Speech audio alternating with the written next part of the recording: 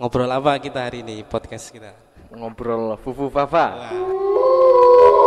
Tokoh kepemimpinan itu mereka mendefinisikan kepemimpinan sebagai proses yang mempengaruhi dan mengarahkan individu atau kelompok untuk mencapai tujuan bersama. Sebenarnya kan kalau dunia ini rusak itu berasal dari selangkangan wanita, Mas.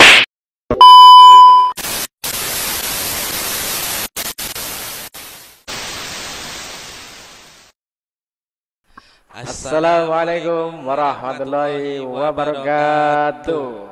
Kembali lagi bertemu dengan kita di podcast Pemimpin Anak Bangsa. Pemimpin Anak Bangsa. Bersama saya Sohib Mafta Lutfi dan saya Yudi Agung Dermawan. Ngobrol apa kita hari ini podcast kita? Ngobrol Fufu Fafa. Kaget. Fafa, ada apa ini dengan Fufu Fafa? Ya ada pokoknya nanti. Berarti membahas tentang kepemimpinan ini. Baik. Apa hubungannya dengan kepemimpinan? Ya hubungannya banyak, Mas. Nanti yang akan kita bahas di episode kali ini nanti tetap saksikan pokoknya. Jadi hari ini kita akan membahas tentang konsep dasar kepemimpinan dan kepemimpinan pendidikan Islam dalam membangun karakter. Terus baik, sebelum kita melangkah lebih jauh, tentu saja kita merefresh ulang apa itu arti dari kepemimpinan. Menurut para ahli atau para tokoh kepemimpinan itu mereka mendefinisikan kepemimpinan sebagai proses yang mempengaruhi dan mengarahkan individu atau kelompok untuk mencapai tujuan bersama dalam suatu organisasi maupun kelompok. Jadi proses melibatkan kemampuan untuk menginspirasi, memotivasi dan mengkoordinasi anggota tim agar dapat bekerja dengan efektif. Masya Allah. Terus untuk unsurnya, Mas, unsurnya itu yang terdapat di dalam itu apa aja, Mas? Baik, untuk unsur-unsur yang terdapat dalam sebenarnya kepemimpinan dasar ini ada beberapa unsur pokok dalam kepemimpinan, meliputi satu, tentu saja pemimpin itu sendiri, individu yang memiliki kemampuan untuk mempengaruhi dan mengarahkan orang lain.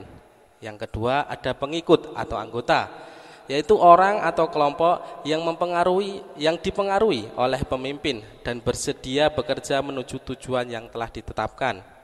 Terus yang ketiga, ada tujuan bersama, yaitu sasaran yang ingin dicapai oleh pemimpin dan pengikut dalam kerjasama mereka. Kemudian ada tambahan nih, ada komponen-komponen. Komponen-komponen yang penting harus dimiliki oleh seseorang yang akan memimpin atau menjadi pemimpin yang efektif, antara lain yang pertama harus mempunyai visi. Visi ini pemimpin harus memiliki visi yang jelas dan inspiratif untuk mengemudikan sebuah organisasi atau sebuah kelompok.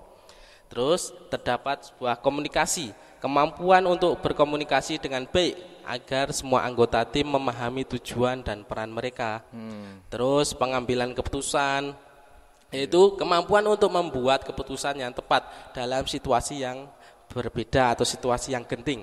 Terus yang terakhir ada delegasi, yaitu mendelegasikan tugas dengan bijaksana kepada anggota tim, karena setiap anggota tim itu mempunyai kemampuan yang berbeda. Ada kemampuan yang mempunyai kemampuan fisik, ada mempunyai kemampuan intelijensi, ada yang mempunyai kemampuan bakat berbicara dan lain sebagainya. Terus yang paling akhir ini ada komponen yang bernama adaptabilitas, yaitu mampu beradaptasi dengan perubahan dan situasi serta tantangan baru seperti perkembangan zaman, pemanfaat teknologi seperti AI, serba canggih sekarang, semuanya kan serba online, serba gampang.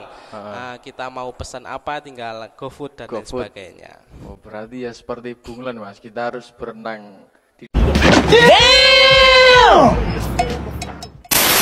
tidak boleh melawan ombak, Mas. Berarti harus mengikuti arus ombak ya. Kita harus mengikuti. Kalau kita melawan arus perkembangan modern, maka kita yang akan tertinggal atau kita yang bisa ditinggal oleh orang lain. Masya Allah, lengkap sekali, Mas ya. Terus kemudian kira-kira untuk teori dasar tentang kepemimpinan tuh yang bisa diterapkan untuk bangsa ini kira-kira ada enggak Mas? Oh, insya Allah ada. Ada beberapa teori-teori yang cocok untuk diterapkan dalam model kepemimpinan yang biasa umum atau terjadi di Indonesia. Seperti yang diantaranya teori dari Treit, yaitu menyatakan bahwa pemimpin lahir dengan karakteristik tertentu yang membuat mereka efektif.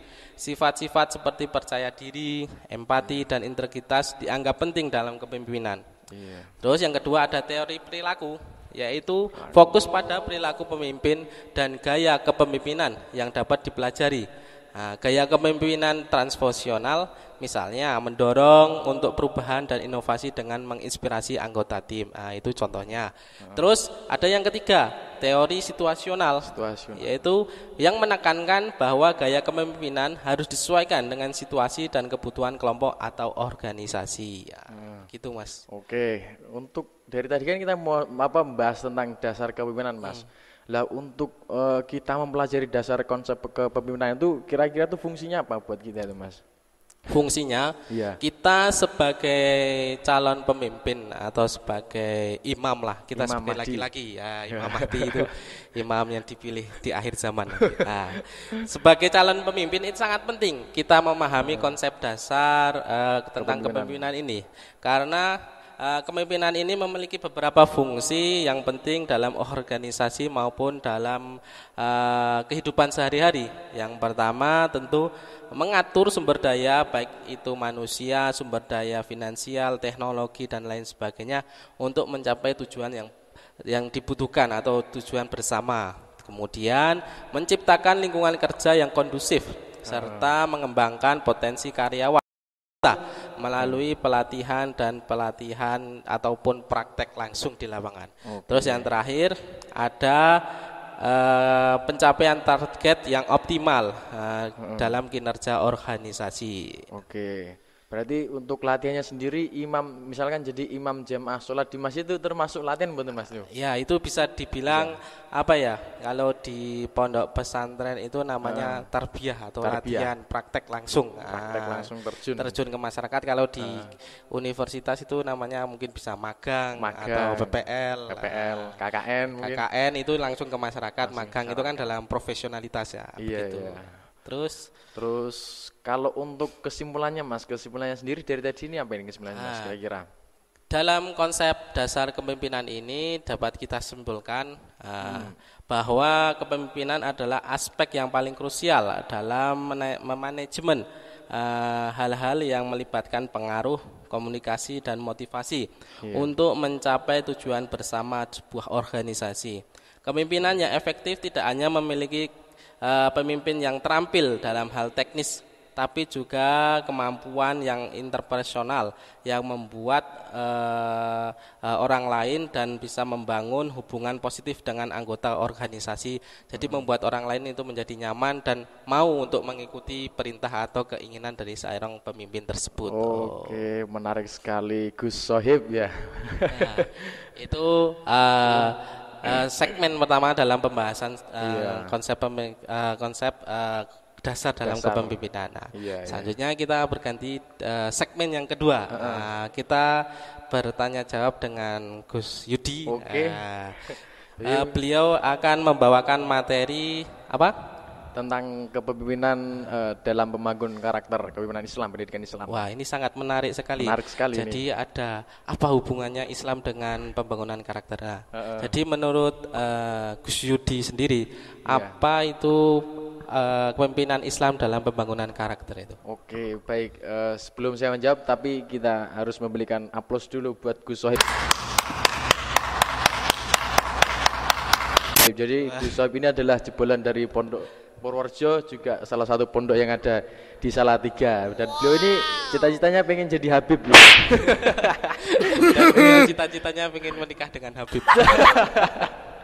Jadi sama-sama Habib ya, menikah dengan Habib. Yang penting ya kita nikah pokoknya sama perempuan ya Mas ya, sama perempuan. Oke, kita masuk ke definisi dalam kepemimpinan pendidikan Islam. Itu kepemimpinan pendidik Islam itu bukan hanya sekedar tentang mengelola lembaga pendidikan, Mas. Jadi kita nggak harus semata-mata mengelola pendidikan, tetapi lebih jauh lagi, bisa lebih jauh dari pendidikan itu. Baik berkaitan dengan menanamkan nilai-nilai yang Islami yang bisa membentuk karakter yang baik dapat peserta didik kita. Jadi kepemimpinan ini juga mengedepankan prinsip keadilan, kejujuran, dan integritas yang merupakan dari ajaran Islam. Seorang pemimpin pendidikan Islam diharapkan mampu menjadi teladan baik dalam sikap membangun perilaku serta mampu menciptakan lingkungan belajar yang kondusif itu, Mas. Lalu kira-kira apa peran dari kepemimpinan dalam membangun karakter ini? Untuk peran sendiri dalam membangun karakter itu ada banyak sebenarnya, Mas. Cuman kita hadirkan sedikit aja. Yang pertama itu bisa melalui beberapa cara. Jadi cara yang pertama itu dengan teladan yang baik. Misalkan kita lihat di pondok pesantren sendiri kan ada salah satu figur kiai. Jadi seorang kiai kan harus jadi suri tauladan yang baik ya. Seperti Nabi kan juga dulu kan memberi suri tauladan yang baik. Bedanya seperti Gus Yudi juga. Seperti pengasuh pondok pesantren. Ya pokoknya itu kita harus berikan suri tauladan yang baik. Cuman bedanya kita dengan Nabi kan, kalau Nabi kan terjaga maksum, kalau kita kan enggak maksum. Jadi ya kita memandang seorang guru dengan dua cara pandangan. Terus yang kedua, itu kan kurikulum berbasis nilai, Mas. Jadi kepemimpinan yang efektif mampu merancang kurikulum yang tidak hanya berfokus pada akademik saja, tetapi juga menekankan nilai-nilai moral dan spiritual. Dengan demikian, peserta didik, santri atau siswa, mahasiswa itu dapat tidak hanya cerdas dalam intelektual, tapi juga memiliki karakter yang kuat. Bahasa sekarang ya karakter, mungkin kalau bahasa di dunia pesantren ya ada biahnya, ketawaduannya, aktif itu. Terus yang ketiga, Mas, ini yang terakhir. Yang ketiga juga pengaruhnya dengan lingkungan yang positif. Kalau lingkungannya itu buruk, pasti dia juga akan ikut buruk biasanya. Cuman kalau lingkungannya baik, ya pasti dia akan terpengaruh. Ya contohnya kan sudah analogikannya kita berteman dengan pandai besi dengan orang yang penjual parfumnya tetap beda hasilnya, Mas. Tetap kita kecipratan bara apinya atau mungkin parfumnya. Jadi pemimpin harus mampu menciptakan sebuah lingkungan belajar itu yang aman, menyenangkan, yang positif pokoknya.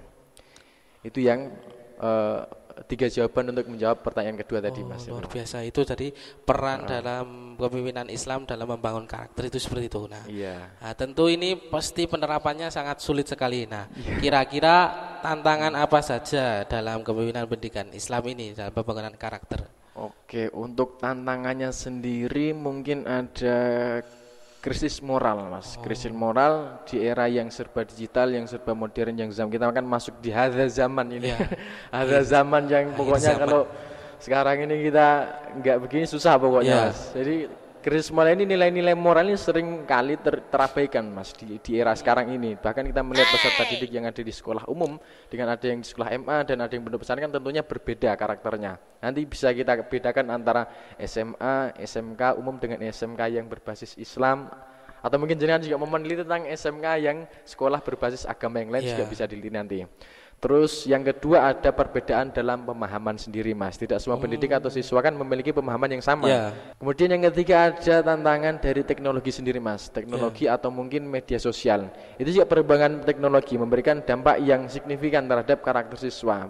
Apa yang dilihatnya itu juga akan menjadi pengaruh dalam suasana di bawah tidurnya mungkin nanti. Terus yang terakhir media sosial itu. Pokoknya apa yang dilihatnya dia sering buka TikTok atau mungkin Instagram atau mungkin situs-situs yang berbahaya, situs dewasa itu juga menjadi tantangan buat kita. Sekarang itu kalau anak-anak muda atau anak-anak tidak diawasi dalam pemakaian teknologi itu sangat berpengaruh dalam karakter. Jadi itu memang tantangan yang luar biasa. Tantangan yang luar biasa. Contohnya juga saja, Mas, yang lagi nyoteng ini, ya ini juga saya lihat di HP-nya tuh situs-situs dewasa banyak, Mas.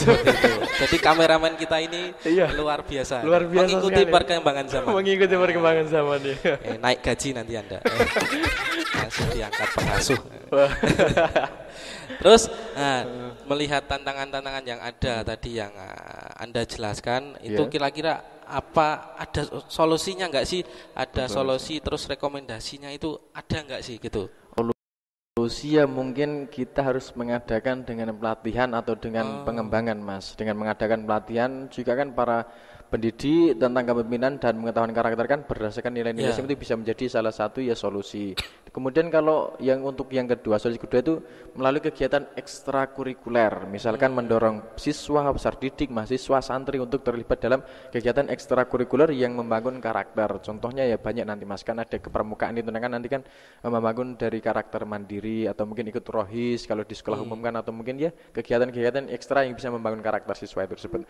Kemudian yang ketiga yang terakhir ini itu ada kolaborasi antar orang tua. Kadang kan dari pihak kepemimpinan pendidikan dengan orang tua kan kurang kolaborasi Mas. Jadi kalau misalkan seorang pemimpin di dunia pendidikan kan nggak bisa mengawasi siswa 24 jam. Jadi juga harus ada berkolaborasi dengan pihak orang tua. Jadi orang tua tidak serta-merta menyerahkan semua pada guru, pada sekolah. Jadi karena pada zaman sekarang itu orang tua itu kan banyak yang mengalami kesibukan kerja. Jadi mereka nek cara Jawane iki trimo dadi bongkohan dimasukkan ke sekolah. Sangat menarik sekali ya. Untuk close pertanyaan ini, close statement dalam kesimpulan atau penutup dalam kepemimpinan pendidikan Islam dalam membangun karakter ini apa menurut Anda? Untuk kesimpulannya sendiri melalui dengan keteladanan itu dan kurikulum berbasis nilai, kemudian lingkungan yang positif, kemudian kita dapat pastinya akan membentuk karakter si siswa, peserta didik, santri itu dengan menjadi yang lebih baik Mas. Itu yang poin yang pertama. Nah, kemudian dengan adanya pembahasan yang ini, mari kita dukung dan tingkatkan kepemimpinan di bidang pendidikan Islam untuk masa depan yang lebih baik, untuk menciptakan generasi anak bangsa kita cetak yang sempurna. Ya kalau misalkan kan dawuhnya Imam Nawawi kan sebenarnya kan kalau dunia ini rusak itu berasal dari selangkangan wanita Mas. Oh my god. Wow. Selangkangan wanita. Selangkangan wanita lagi.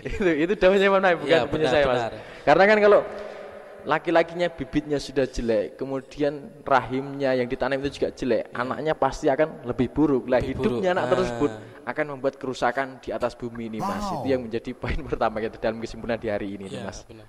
Jadi disitulah peran pendidikan Islam disitulah perannya kita bangun karakter. Oke, terima kasih. Kita berikan aplaus untuk pemateri kita Gus Yudi ya. Sangat luar biasa sekali. Oke, jadi begitulah podcast kita hari ini. Semoga bermanfaat, diambil yang baik-baiknya. Kita sharing-sharing dengan riang gembira, happy. Jadi kita sisip-sisipkan humor-humor sedikit agar tidak terlalu sepaneng. Begitu. Jangan terlalu sepaneng. Pokoknya yang jomblo segera jenengan hubungi kami, nanti kita akan berkomunikasi dengan Gus Sohib. Gus Sohib ini masih jomblo ini, yang mau menikah langsung aja. Hanya menerima perempuan, tidak menerima laki-laki. Tidak menerima laki-laki ya. Ingat cam kan itu. Oke, terima kasih. Semoga bermanfaat. Begitulah podcast kita hari ini mengenai konsep dasar kepemimpinan dan kepemimpinan pendidikan Islam dalam membangun karakter. Jadi semoga bermanfaat untuk kita semua. Jangan lupa subscribe, like, dan komen di bawah ini. Jangan lupa. Terima kasih untuk atensinya telah mendengarkan full video ini hari ini. Terima kasih. Assalamualaikum warahmatullahi wabarakatuh. Sampai berjumpa lagi.